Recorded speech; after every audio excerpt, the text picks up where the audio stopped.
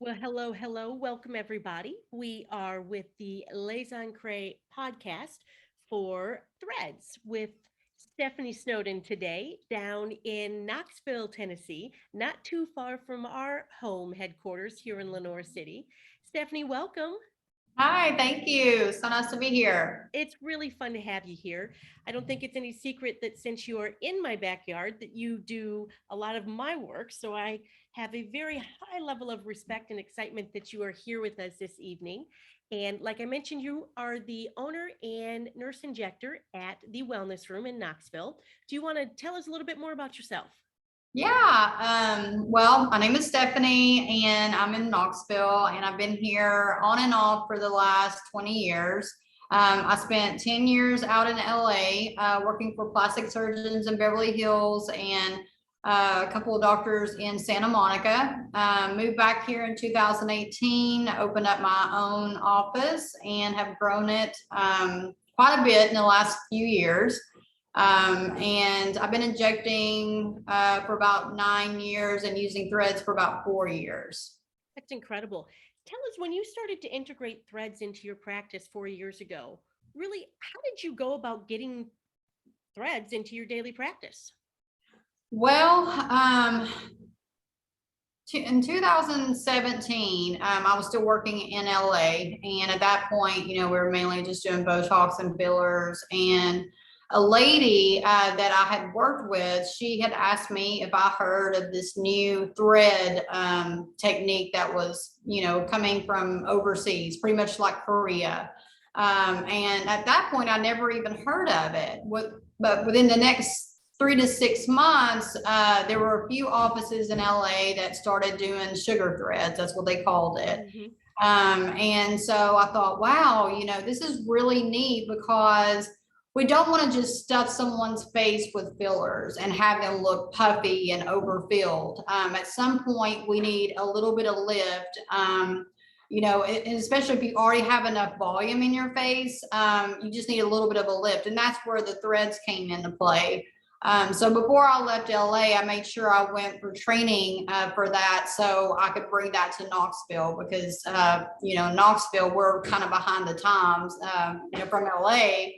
So I wanted to make sure that I knew, how to do that and bring that to Knoxville. Yeah, excellent. What are some of like the top 2 or 3 thread treatments that you just love or are your go-tos when you are working with PDO threads? So my favorite thing to do is treatment of the lower face. Most women over the age of 35, they complain of sagginess in their lower face, heaviness in their lower face. So my favorite thing to do is to lift the cheeks, lift the jowls, and work on the jawline with threads. Mm-hmm. So those are the areas that I like the most. It's really one of the best areas where the threads can truly shine because it's difficult, as you know, to treat this area, Yeah. particularly with more and more filler. It gets to a point where it's just enough. So threads are a great Exactly. way. Yeah, Yeah, we absolutely. don't want to cause more heaviness in the lower face with filler. We want to Mhm. actually lift everything up to the midsection. Yeah, absolutely. Tell us a little bit about kind of how threads have changed, in your opinion, since you started 4 years ago to today, because there are a lot of injectors that have just either gotten started or have only been injecting for about a year. So with your 4 years of experience, what have you seen change between that time? I have seen a lot change. When I first had my training, I went for a basic course and an advanced course all in one weekend. The threads are much different. The threads back then were very thin. They weren't as thick as what they are now. The treatments were very like cookie cutter. You really didn't get a whole lot of lift. You could see some improvement, but the way that we do threads now, the advanced trainings are just so much more advanced, and the lifts that you get are just so amazing. So it's totally different than what it was 4 years ago. The quality of threads, the attention to detail, the technology has advanced so much. And even being on the supplier side or manufacturer side, it's difficult for us to keep up with the technology because it just keeps flooding in for threads, which is super, super exciting. But again, Yeah, underscores the importance of training. yeah, Mhm, absolutely. mhm. What would you say is one thing that people might believe about threads that you just disagree with completely? Well, the biggest thing is, PDO threads, they don't take the place of plastic surgery. It's Mhm. a great alternative, but it doesn't replace surgery.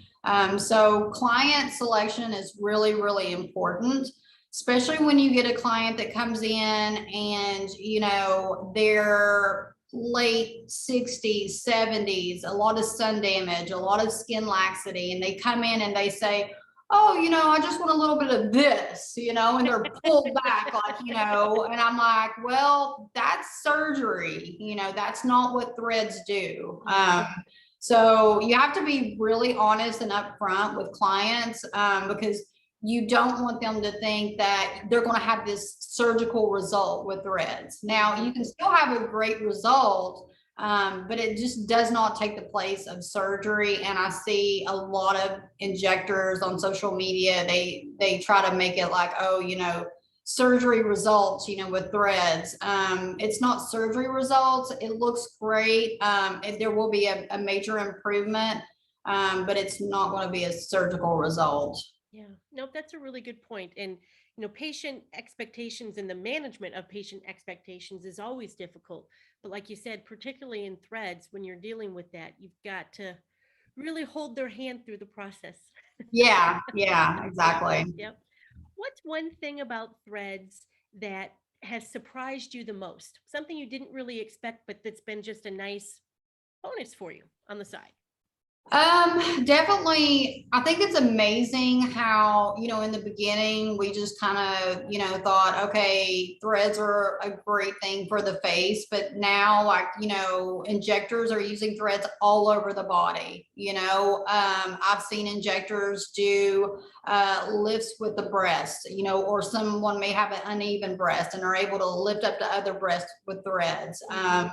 Even for the stomach, for the knees, it's amazing how far we've come.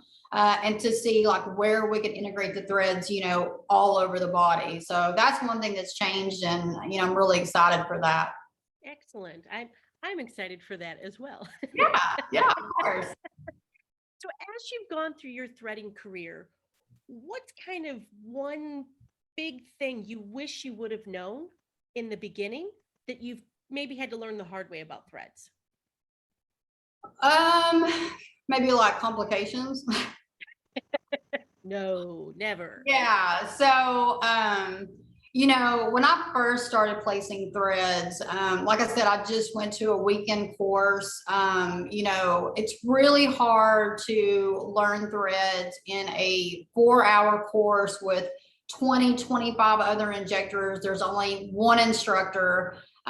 You only have one model. You might get to place like 1 or 2 threads that day. It's really not enough training. So you are going to have some complications in the beginning. Mhm. So one of the things that really kind of stuck out with me and happened to me was puckering of the skin, Ah, where the thread wasn't placed, subdermal, mid to deep dermis, where it should be. So one of the things I want to share, and I have a thread here. Yay, one of your threads. there we Okay. go. So whenever we first or I first learned how to do the threads, they just told us, you have the cannula and everything here, and you just, you place it underneath the skin. And once you were in there, you were committed. Okay. So if you weren't deep enough, there wasn't anything you could do about it. And Mhm. it wasn't until I went to an advanced training about a year and a half ago with an advanced injector And she taught me how to, whenever you're placing a thread, it doesn't have to be committed. You can actually put your finger or your thumb on the hub and hold the thread and then place it underneath the skin. And if if you kind of tilt it and you see that you're not deep enough, you can pull it back out. You're not committed. Just don't take your thumb off of the hub here and hold the thread. So that really changed everything for me because I was able to see, okay, I'm not deep enough. I need to redirect my cannula, and I didn't have the puckering of the skin. So that was really, really, big for me Sure. and my patients. Well, Sorry. thank you for sharing that tip. That is an incredibly Yeah, it valuable really is, piece of especially if information. someone's new, to these threads. I mean, you're going to run into complications. That's just part of it. That's part of learning. It's the same thing with injectables and fillers and Botox. It just takes practice and everything. So that was one big tip because I remember thinking, gosh, I wish I'd have known this like 2 years ago. And then also, we have to discuss what happened with me not storing the threads Oh, correctly. mm-hmm. Okay. Even though I've been doing threads for 4 years, I have, when I went to trainings, they always told us, keep the threads in the blister packs and, they'll stay sterile. Well, no one ever stressed to me, make sure that you are storing them, away from light, in the dark, and in the foil packs with them closed. And I wasn't doing that. And unfortunately, I was, doing a procedure on a patient, and I go to place one of the threads, and the thread just kind of broke off, between my fingers. And I'm like, oh my gosh, what is going on? There must be something with the quality, the thread. So I stopped the procedure because I didn't feel comfortable placing any more threads because I didn't know what was going to happen. And then of course, I contacted you, and I was very honest with, how, I store the threads. I'd open a pack, and then, I'd take a few of the packs out. And if I didn't use all of those, then I just left them on my counter. And they were, subject to the light and all that. So that was big for me. So even though that your packaging says, put them back in the foil pack away from light, who reads the directions? Okay. I just go for it. So Right. yeah. Right. So No, I appreciate you being so honest about that because it is something that happens rarely, but consistently yeah. it does happen because again, it's different than storing a regular suture, for example. So it is Yeah. very, Yeah. very, very important to have it away from heat, away from light, away from moisture. And that's one of the reasons we invested tens of thousands of dollars into the special packaging to help protect those threads, keep them dry, keep them dark, keep them room temperature, and you're all good. You're all Yeah. good. Because there's a telltale sign to see that the threads look exactly the same every time they've been exposed to heat, light, or moisture for an extended period of time. They just shard in your Yeah. hand and just Oh fall yeah. apart. Yeah. Yeah. So it's never a good thing. And it always breaks my heart because I can't imagine what it feels like having a patient on the table and feeling like a deer in headlights. Yeah, and that's exactly the way I felt. Yeah. But luckily, she was very understanding. And, I said, look, I just don't feel comfortable. There's something going on with the threads. And, I just want to wait. And she was totally fine. And actually, she came back to see me, I think it was last week. And we did the procedure and everything went well. And she loves her results. Excellent. Good, good. So we've had a chance to talk specifically about, some of the things you've learned about threads in particular. What would you say as an aesthetic injector have you learned just in general in your career that's been really pivotal for you?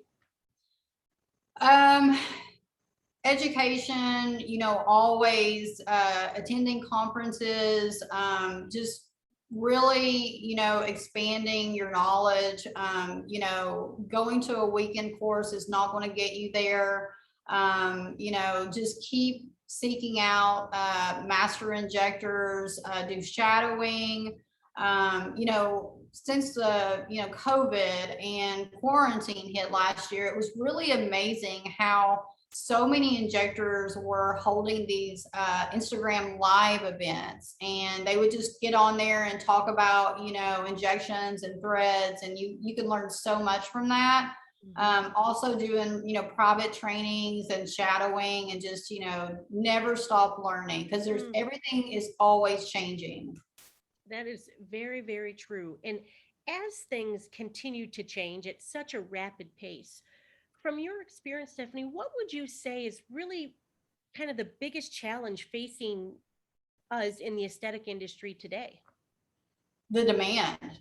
Mm, It is crazy to see how much, I mean, like just for my business since quarantine and COVID, I thought, oh my gosh, like, people are wearing masks, and they're not going to care about what their face looks like, but it has been the complete opposite. And, just the demand for all of this is just shooting up rapidly. So we have to really make sure that we have the resources to be able to handle it. yeah. Well, that's it. That's an exciting problem to have. It is. It's a wonderful problem. Yes, it is. On your words of wisdom, your infinite wisdom and experience, what would you tell any new injector to start doing? And what would you tell them to stop doing? Whether it's threads or just with their practice in general. Of course, along with the, continuing education, definitely start that, don't stop it. One thing I do want to discuss is being honest with your social media post. I have a real problem with injectors trying to make their before and afters look better by, changing the lighting, changing the positions. You just want to make sure that you're being, realistic in what your abilities are. And, sometimes when you're new to putting pictures together, you may not know that, hey, yeah, the lighting is off, and you just think that, it just makes your picture look better, but you may not realize, like, hey, I need to adjust the lighting to make sure I'm not giving someone a false, sense of hope of what I can do or what I can perform. Positioning is very important. I do want to mention something that I did last year, and I didn't realize how much a position can really change the way a before and after picture can look. But last year I posted a lady who I did threads on her face.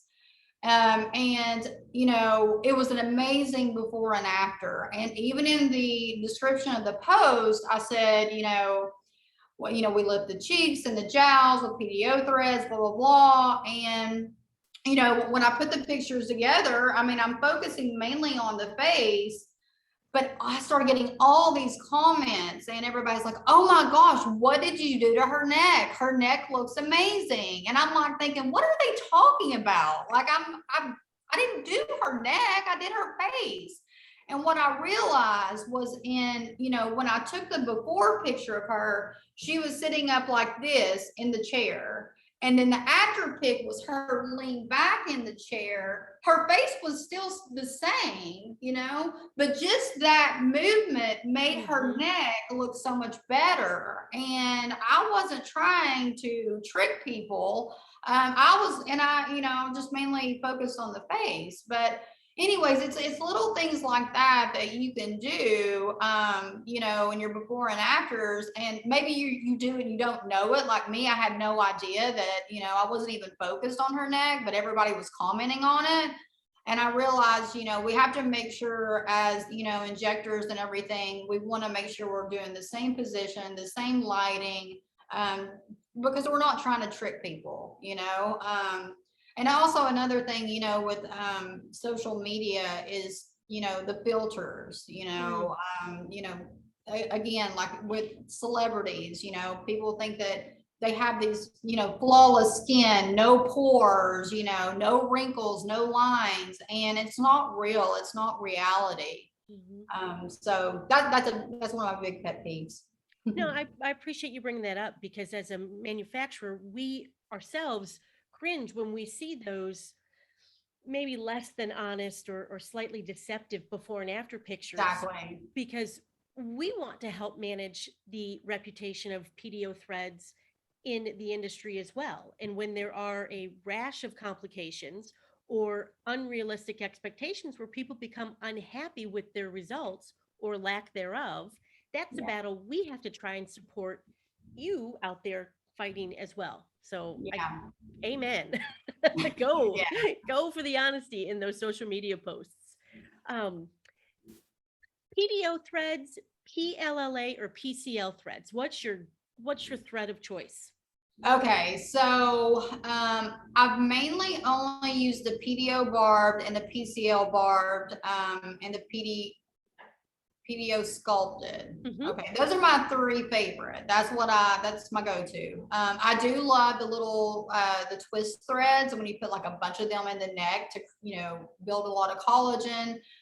That's great. I haven't tried the PLLA ones yet. Oh, you're gonna So get hooked. really, I need to, Yes. yeah, Yeah, they are immediate volumizers because the PLLA truly is polylactic acid. It's the exactly. semi-crystalline form of Sculptra, for a brand Exactly. name if you are out there listening.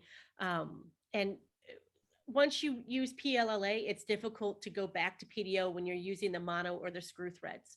They're, Really? yeah, Okay, so I need to place an order and play with some of we need those. to get some of those in your hands. Now, Yeah. I'm surprised you didn't mention the lip threads because I recall a very impressive before and after where you used the threads to do the lip flip. The And it was little, yeah. beautiful, beautiful Yeah. result on that. I'm always Yeah. envious when I see that. Yeah. Yeah. I probably should focus more on that.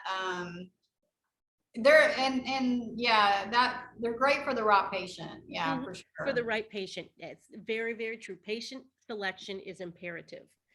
Um, so we've talked about PLLA, PDO, PCL. What would you say is the most common complication? You mentioned puckering. Now that you've figured out how to work around that, do you have any other kind of words of wisdom when it comes to complications for injectors out there? Oh goodness, that has really been the only thing. And that was, like I said, more in the beginning when I just wasn't placing them deep enough. Hmm. Sometimes I might get a little bit of puckering, but now I'm more calm about it because I know that it's going to release over the next week or two. So I try not to stress about it. And I just tell the patient, hey, you got a little bit of puckering here, but that's going to release over the next, week or two. So don't Yeah. worry about it. Um, I don't really have a lot of bruising, I will have some swelling, but, just educating the client beforehand really helps. I think I've had one infection the entire 4 years, and it was very minimal. So I don't really have a lot of complications. Excellent. So Yeah. you are very grounded and very relaxed right now, it appears. But I know I've been in your practice and I've watched you almost run from room to room, patient to patient, back to back. I know you're incredibly busy. Tell us what your life hack is in dealing with that level of go, go, go. How do you keep it all together, Stephanie? Well, mainly learning how to delegate tasks, now, I mean, I started out as a one woman show in my office, it was just me. I had a teeny tiny little office and then I had a treatment room. And then, had that for about 18 months. And then I hired an amazing esthetician, Keela. And so I'll let her take over all the skin stuff, the microneedling and the facials, and she does, chemical peels, all that. Now she's doing the laser stuff. So that has really helped free me from actually having to do, all those other procedures.